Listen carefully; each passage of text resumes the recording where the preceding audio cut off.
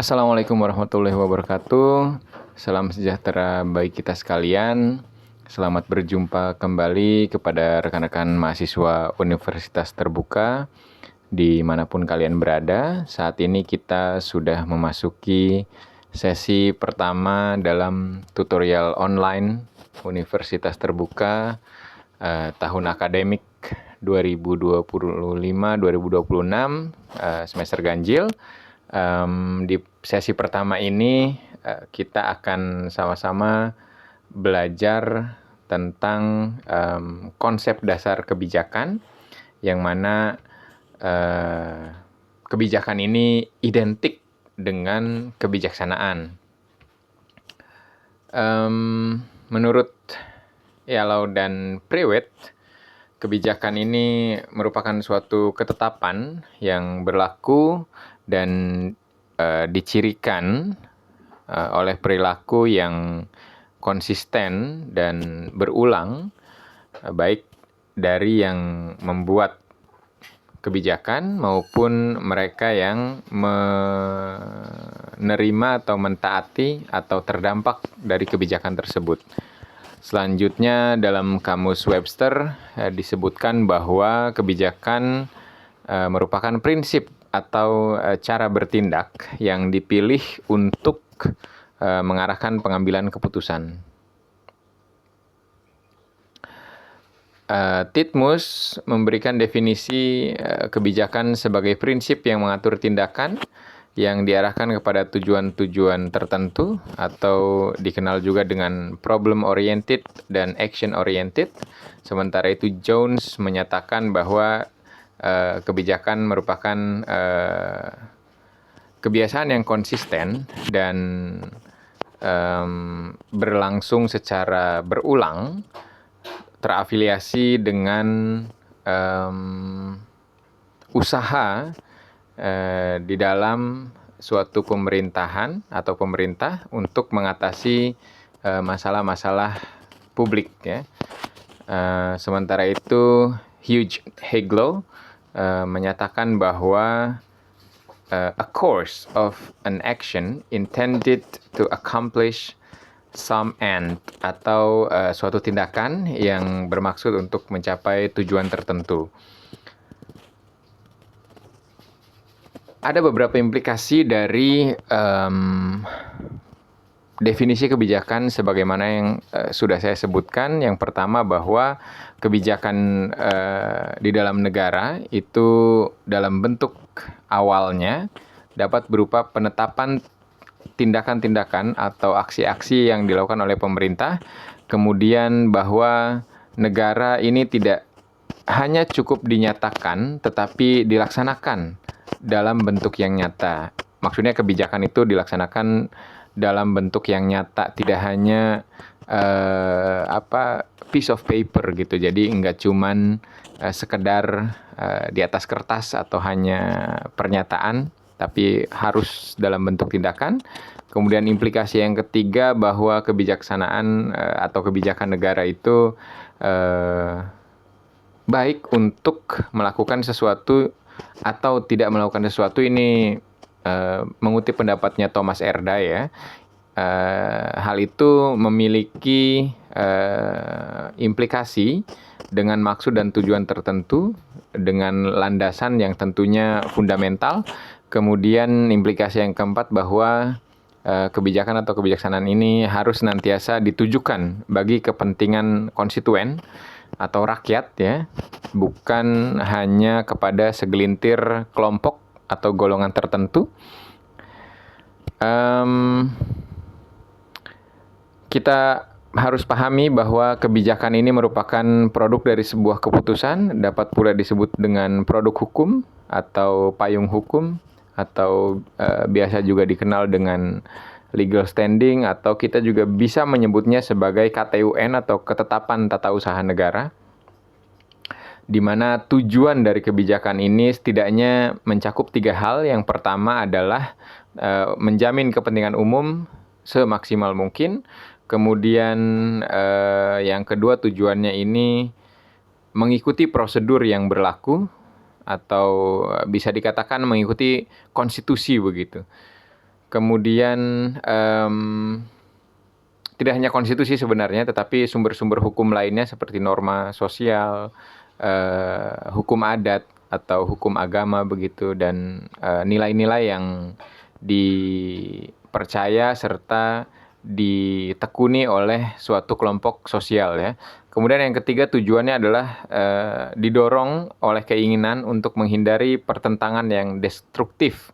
Hal yang lebih penting dari ini adalah bahwa adanya kebijakan itu untuk menjaga keseimbangan antara hak dan kewajiban dari setiap warga negara di suatu wilayah. Ada beberapa kategorisasi kebijakan. Yang pertama ada kebijakan regulatori. Ini maknanya adalah tentang pengenaan batasan atau larangan-larangan perbuatan atau tindakan-tindakan perilaku bagi seseorang dan atau sekelompok orang di suatu wilayah. Kemudian ada kebijakan self-regulatory. Ini berkaitan dengan pembatasan dan atau pengawasan terkait dengan perbuatan pada masalah-masalah tertentu bagi sekelompok orang ya.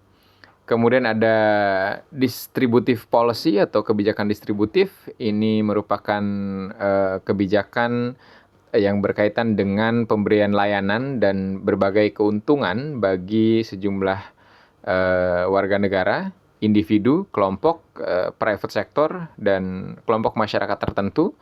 Kemudian ada kebijakan redistributif. Ini merupakan kebijakan yang memang sengaja dikeluarkan oleh otoritas kekuasaan atau pemerintah untuk mengalihkan atau mentransmisikan pengelolaan kekayaan atau aset, pendapatan, kepemilikan atau hak milik di antara kelas-kelas kelompok penduduk. Sebagai contoh, kebijakan tentang pengentasan masyarakat miskin atau kita bisa ambil juga contoh kebijakan subsidi silang misalnya. Itu bisa dikategorikan sebagai kebijakan redistributif ya. Kemudian ada kebijakan substantif, kebijakan yang berkaitan dengan penekanan pemerintah terhadap subject matter ya, di mana kebijakan ini harus dapat menyentuh pada ranah di mana warga negara diperlakukan sebagai subjek, sementara kepentingan dari warga negara itu adalah matternya begitu, materialnya ya. Kemudian ada kebijakan prosedural. Ini merupakan kebijakan tentang siapa atau pihak mana saja yang dapat terlibat dalam proses perumusan kebijakan serta mekanisme bagaimana melakukan perumusan kebijakan dilaksanakan secara ideal. Selanjutnya ada kebijakan material. Ini merupakan kebijakan tentang alokasi atau penyediaan sumber-sumber material yang nyata atau kekuasaan yang hakiki bagi para penerimanya dan atau pengenaan beban bagi yang harus mengalokasikan material tersebut. Selanjutnya ada kebijakan simbolik. Kebijakan simbolik ini dapat dimaknai sebagai kebijakan yang relatif memaksa karena kebijakan tersebut akan memberikan benefit atau justru kerugian yang hanya berlaku secara relatif bagi masyarakat akar rumput atau rakyat jelata.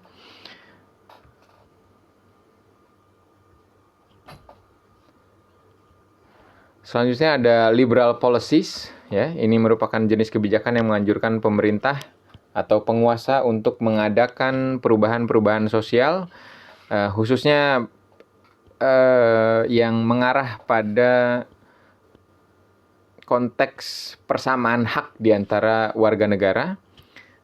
Selanjutnya ada conservative policies atau kebijakan konservatif. Ini merupakan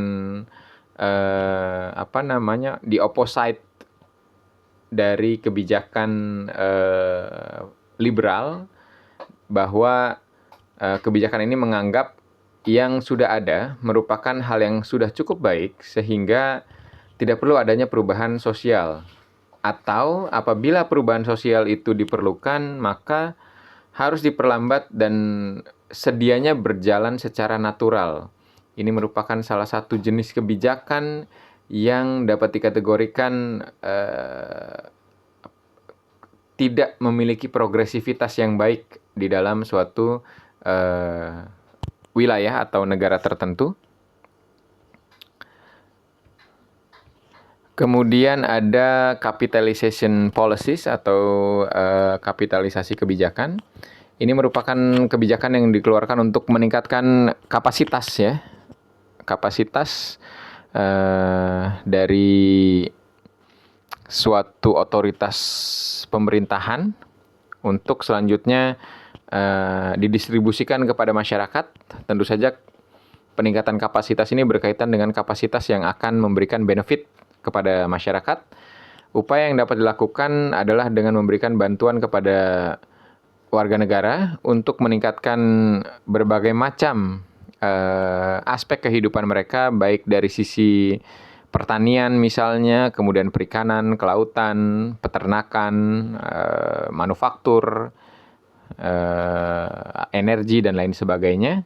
Kemudian ada ethical policies, ini merupakan kebijakan yang dapat diterapkan ya pada upaya untuk mewujudkan isu-isu moral yang berada di dalam masyarakat, atau dengan kata lain memperhatikan terhadap isu-isu yang berkembang untuk dapat diwujudkan menjadi suatu kenyataan ya.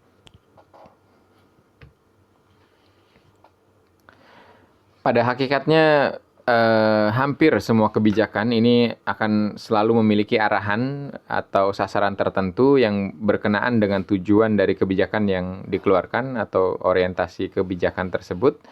Yang perlu dicatat adalah ada 3 hal atau 3 aktivitas utama yang sangat krusial dalam implementasi kebijakan. Yang pertama, organisasinya. Ini merupakan pembentukan atau penataan kembali sumber daya, unit-unit serta metode untuk menjadikan program berjalan. Jadi kebijakan itu pada hakikatnya akan membentuk suatu organisasi publik yang akan mengeksekusi kebijakan tersebut.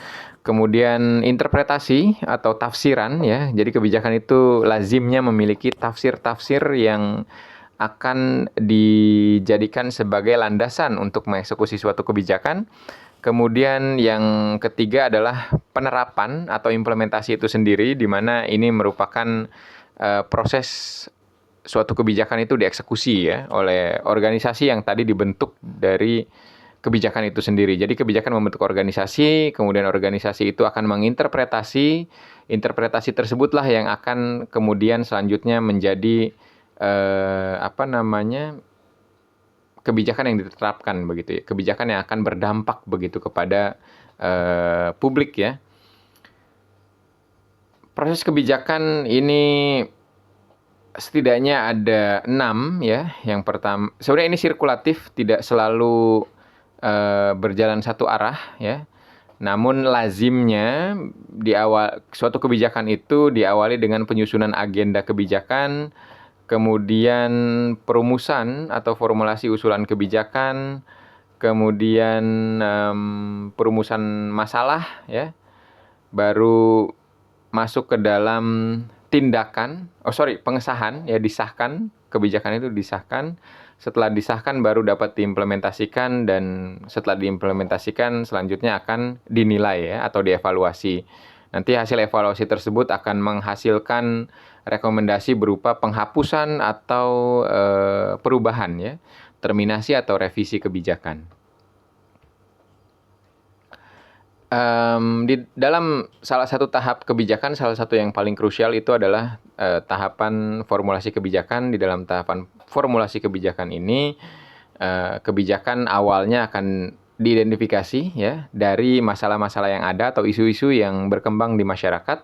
Kemudian menyusun agenda untuk merumuskan suatu kebijakan, termasuk nanti di dalamnya ada mekanisme musyawarah rencana pembangunan dan lain sebagainya. Kemudian ada desain kebijakan. Desain kebijakan ini mungkin salah satu produknya adalah naskah akademik. Baru kemudian adopsi kebijakan atau mengimport begitu kebijakan yang existing dan sudah terbukti berhasil di wilayah lainnya. Di dalam proses perumusan kebijakan, ini idealnya akan memberikan pengetahuan yang relevan dengan kebijakan yang diasumsikan memiliki dasar definisi problematika dan memasuki proses pembuatan kebijakan melalui penyusunan agenda. Jadi formulasi ini akan selalu diawali dengan identifikasi masalah ya, masalah-masalah publik yang ada, dipetakan ya, atau dibuat skala prioritas sekiranya mana kebijakan atau masalah yang krusial bagi masyarakat, sehingga nanti akan disusun agenda kebijakannya seperti apa, begitu. Agenda setting sendiri ini merupakan suatu proses atau tahapan di dalam kebijakan publik, di mana aktor-aktor kebijakan akan melakukan suatu kegiatan di mana mereka melakukan suatu musyawarah atau berembuk begitu untuk mempersepsikan suatu persoalan berdasarkan perspektifnya masing-masing, kemudian mendefinisikan masalah, mendefine ya, maksudnya bisa dikategorikan ini sebagai menetapkan gitu masalah apa sebenarnya yang paling krusial di kalangan publik. Selanjutnya memobilisasi dukungan termasuk agenda problematika yang timbul ya di masyarakat. Tahapan agenda kebijakan selesai, maka kebijakan akan didesain sedemikian rupa menyesuaikan dengan kebutuhan publik. Di sini akan ada campur tangan dari akademisi, di mana akademisi akan membuat suatu naskah akademik atau yang ditunjuk oleh pemerintah untuk membuat naskah akademik untuk selanjutnya dirancang menjadi draft ya, draft atau rancangan peraturan. Kita mengenalnya menjadi rancangan peraturan daerah, Raperda begitu, atau rancangan undang-undang RUU begitu kan. Ini masuk dalam desain kebijakan. Kemudian adopsi kebijakan ini merupakan suatu proses di mana kebijakan yang sedang diajukan tadi, yang didesain tadi, mengadopsi beberapa poin penting yang telah terbukti menuai kesuksesan di tempat lain. Jadi ketika ada kebijakan di negara lain atau di daerah lain dan ingin diterapkan pada daerah tertentu dan atau negara tertentu, maka otoritas penguasa atau para aktor kebijakan itu dapat mengadopsi suatu kebijakan ya, supaya kebijakan tersebut lebih ideal dan lebih sempurna begitu. Baru setelahnya kebijakan yang sudah menjadi draft tersebut dianalisis ya, di mana analisis kebijakan ini merupakan sebuah upaya terencana yang berkaitan dengan pemberian penjelasan atau explanations dan preskripsi atau rekomendasi, prescription or recommendations terhadap konsekuensi kebijakan sosial yang telah diterapkan. Kemudian kebijakan juga akan ditelaah ya. Kalau masuk di parlemen ini akan termasuk dalam kategori pembicaraan, baik pembicaraan tingkat 1 dan tingkat 2, di mana telaah terhadap kebijakan ini memiliki 3 poin. Yang pertama, penelitian dan rasionalisasi yang dilakukan untuk menjamin nilai ilmiah dari analisis yang dilakukan. Selanjutnya, orientasi nilai yang dijadikan patokan atau kriteria tadi untuk menilai kebijakan berdasarkan kebenaran ya. Selanjutnya, pertimbangan politik yang umumnya dijadikan landasan untuk menjamin keamanan dan stabilitas ketika kebijakan tersebut jadi disahkan dan kemudian diimplementasikan.